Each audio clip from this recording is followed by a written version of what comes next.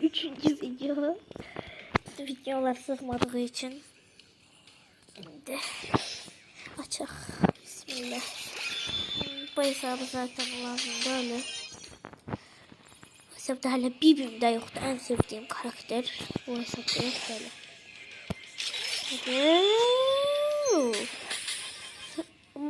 Ama bu hesap daha şanslıdır.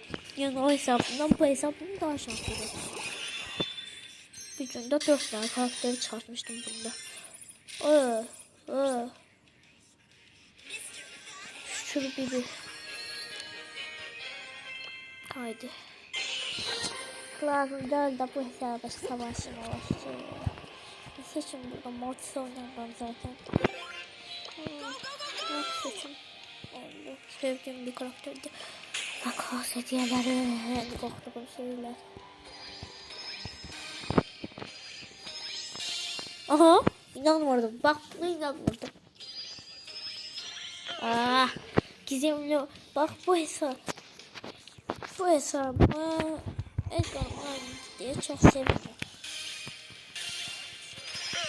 Direm de bu hesaba en çok epic çıktı.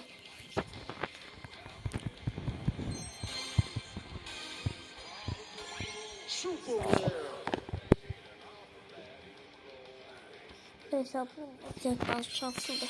Haydi bismillah.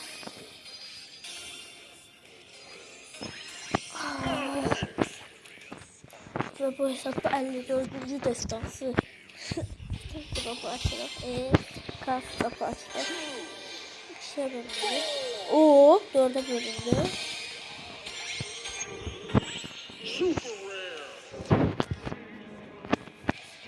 Ben de hesaplaşmayayım. Hiç olmazsa altın ver güç puanı istemiyorum.